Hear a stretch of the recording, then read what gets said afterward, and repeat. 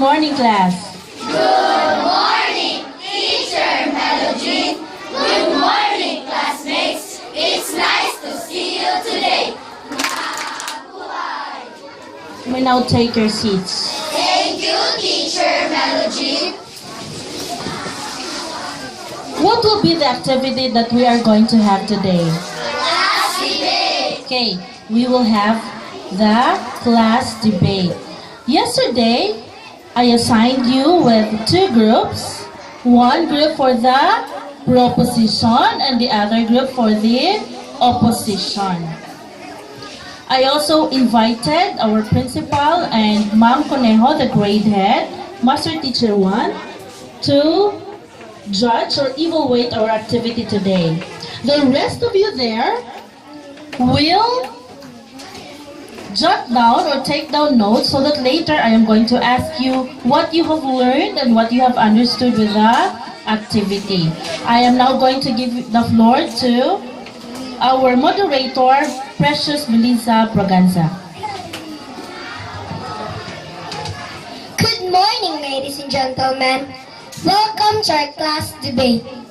The motion for today's debate is to resolve if Filipinos will still celebrate the traditional festivities. On my right, for the proposition team, we have Crisan Bukaling, Zeph Lois Cudizar, Edward Ligaspi, Zareya Raipon, Eliza Bangkas, and Leslie Lingaw. And on my left, for the opposition team, we have Mitch Beatrice E. Alquisalas, Audrey Jasmine V. Mara, Kyra Eliza R. Ribong, Liza M. Samson, May D. Anselmo, and R.J. H. Vardoni. Our judges for today are Mr. Benito B. Mangiob, Principal 2 of Capotean Central Elementary School, and Mrs. Angelita G. Conejo, Master Teacher 1. The maximum speaking time will be 3 minutes per speaker. You will be notified by a bell from our timekeeper, Carl Douglas Malacura, if your time is up. I would now like to call upon our first speaker of the proposition team, Crisan A. Bukaling, to open the debate.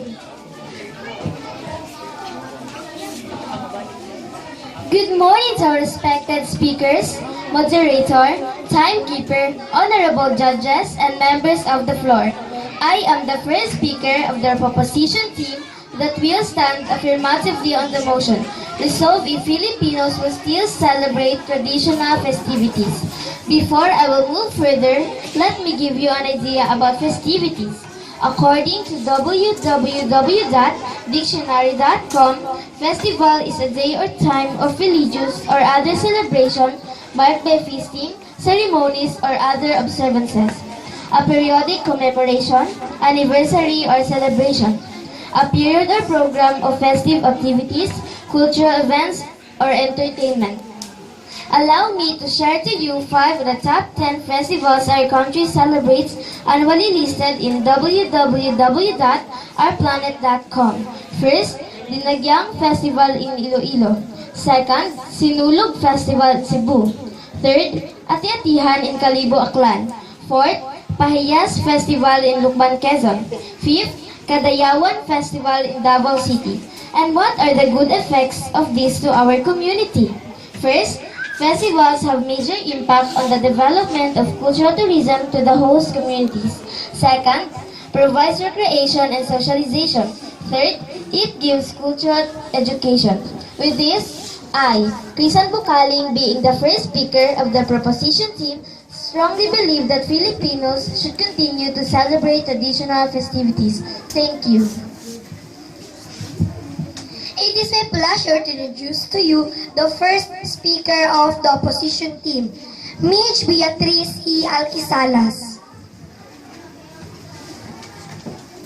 Good morning to our respected speakers, moderator, timekeeper, honorable judges, and members of the floor. Our first speaker in the proposition team said that festivities is an avenue for recreation and socialization. It is also through this that culture education will take place. This will also bring great impact to our tourism. How can we be so self-centered, just thinking of pleasure without considering its negative effects to our lives and the environment? As much as most of us enjoy celebrating fiestas and other festivals, the adverse effects of these are not given much attention. I, Mitch Beatriz E. L. Quisalas, being the first speaker of the opposition team, will give you the following reasons why we disagree that festivities will be strongly embraced by the Filipino people. First, triggers the financial stability of the family. Second, health problems, higher rate of high blood attack occurrence. Third, high incidence of chaos due to drunkenness. Fourth, chaos on the occurrence of thieves and other bad elements in the society. Lastly, this can even bring hazard to our environment. Thank you. I may now introduce to you the second speaker of the proposition team, Zeph Lois E. Cudizar. Good morning to all. It is during festivities that family members who stay and work afar come home and join the celebration. This is an avenue for the family and friends to be united and can bond again. Attending the festivities creates joy in our hearts, so this must be continued despite of the crisis that many are facing. Thank you. Let me introduce to you the second speaker of the opposition team, Audrey Jasmine V. Mara.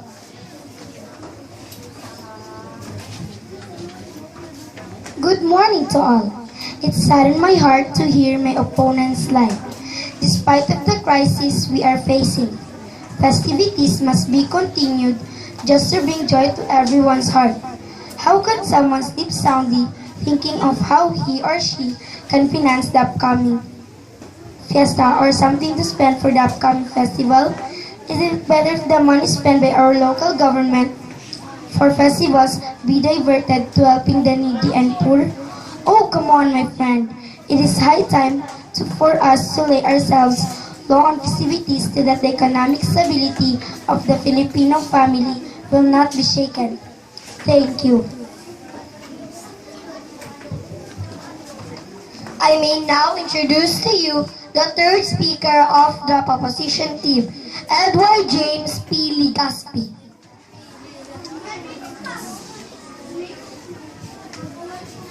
Good morning to all. Happiness can't be bought. With the fear of financial problem our opponent is concerned of, we will not be discouraged. If there's a will, there's always a way. Finances can be found. We can also plan ahead. What should we do with the money if hearts are lonely? Thank you, and once again, good morning. Let me introduce to you the third speaker of the opposition team, Kyra Eliza R. Ribong.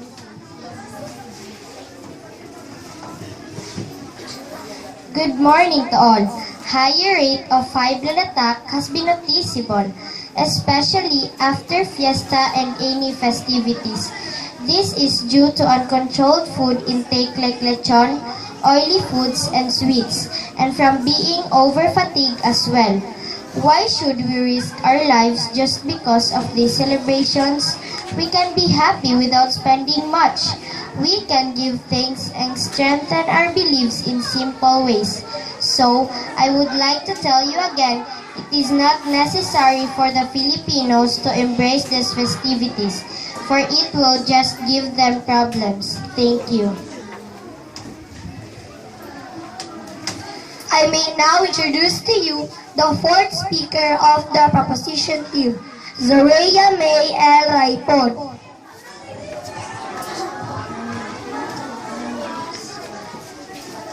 Good morning to all. We strongly believe in the saying that it is better to give than to receive. So, fiesta is a good time to share what you have in the form of food preparation to your relatives and friends, especially to the less fortunate. Health problems can be taken care of. Cautions will be given to those who have health problems and to those who have hypertension that they may eat minimally. My heart is to push the celebration, so we must not stop for this simple reason. Thank you. Let me introduce to you the fourth speaker of the opposition team, Glyza M. Samson. Good morning to all. Yes, there are a lot of entertainment every festival brings. But what are the values our young Filipinos has gained with this? Being partygoers and junkiness? How much do our local and city government spend for this? We find this a huge waste of money. We do not advocate for festivities. Thank you. I may now introduce to you the fifth speaker of the proposition team, Eliza Nicole V. Bangkas.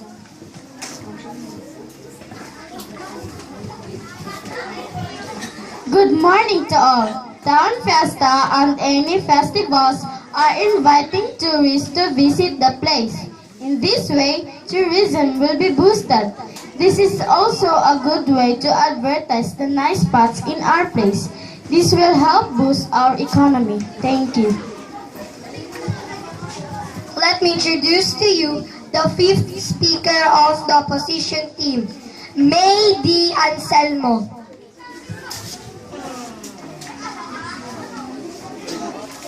Good morning, everyone. Festivities draw tourists to come and visit our place. Food and souvenir vendors are found around the place. Local residents can also enjoy participating different activities. Some utilizes props coming from nature and authentic materials as well. What do you think will happen after these events are being held? Garbage and waste are there adding to the pollution problem that we are facing today. Who will suffer from this? Our environment. If our environment suffers, human being suffers as well. Thank you.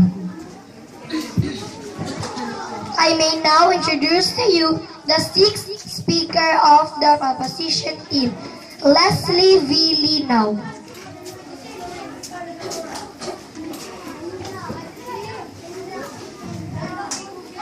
Good morning.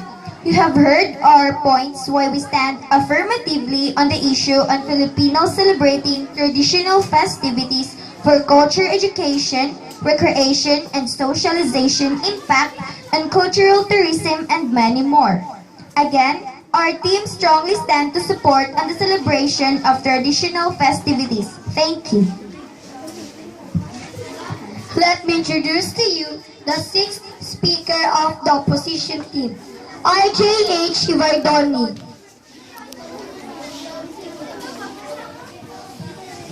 Good morning to all. We have laid our points on the negative effects of festivities to the financial stability of every Filipino family, health, and environment, so we rest our case.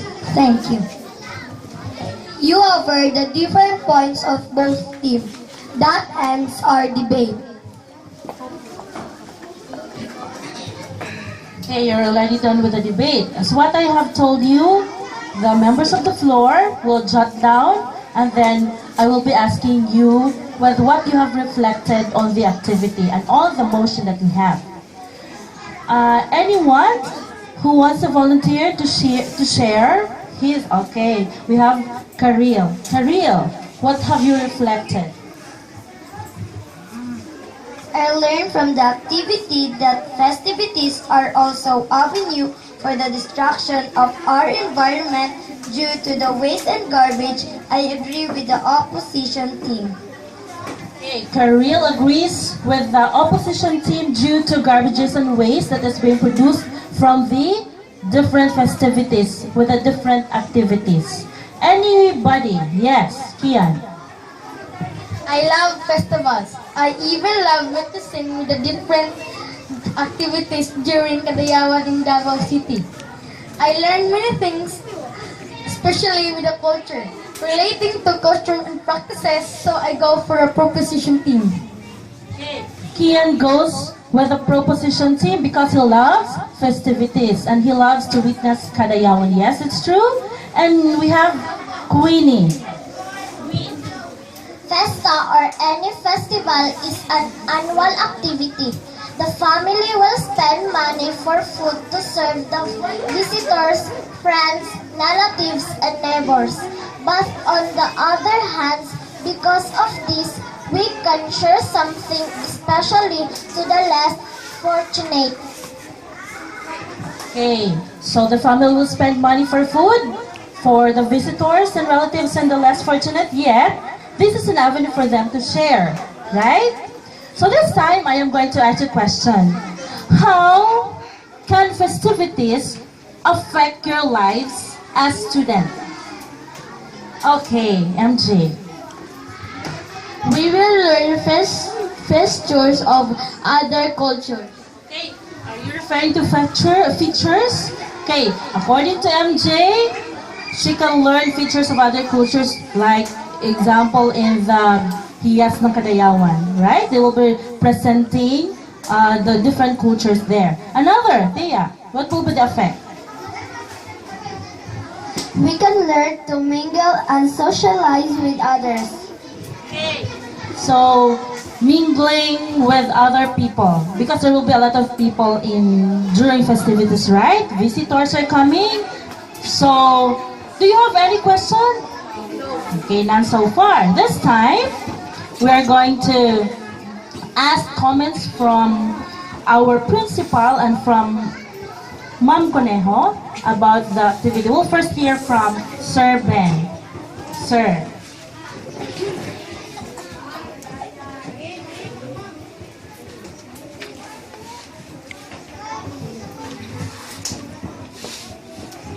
Good morning, children.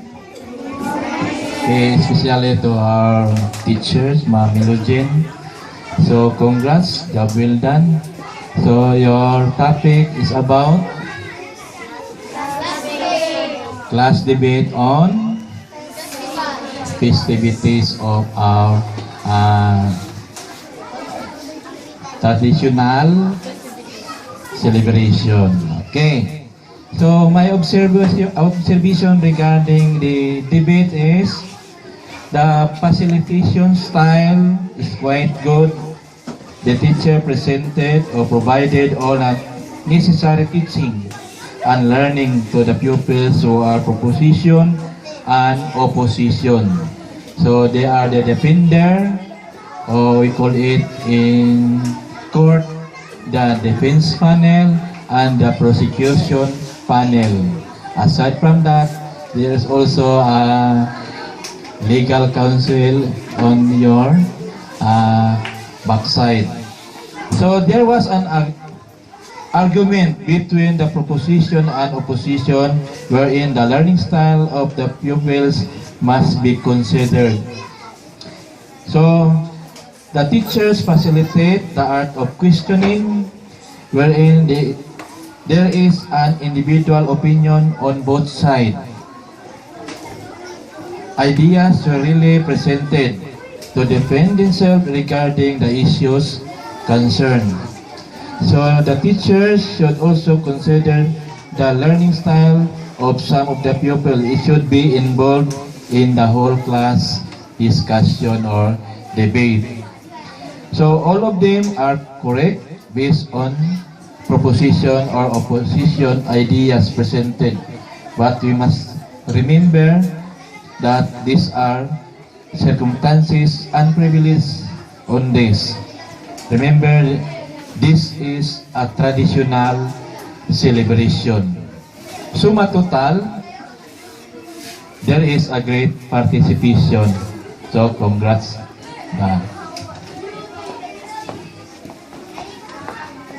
Let us give Sir a big round of applause. Thank you, Sir. We will now give time to Ma'am Angelita Conejo.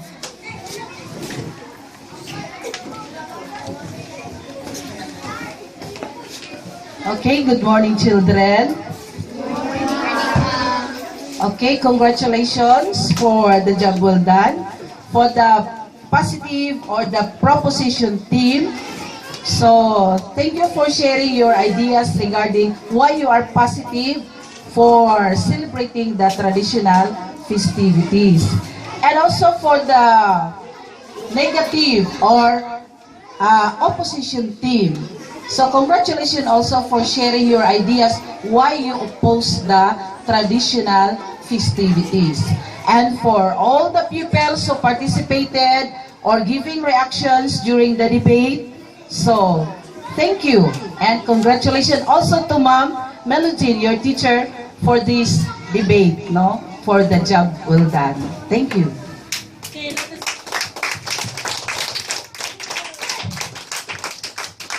Thank you, ma'am. So, to all of you, thank you for your participation. As what they have said, sir, and as what they have said, good job. Job well done to you, children. So, congratulations and thank you. That ends our debate.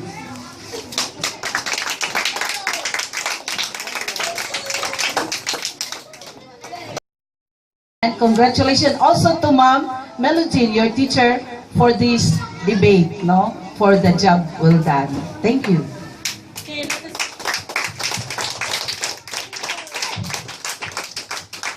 Thank you, ma'am. So, to all of you, thank you for your participation. As what they have said, sir, and as what they have said, good job. Job well done to you, children. So, congratulations and thank you. That ends our debate.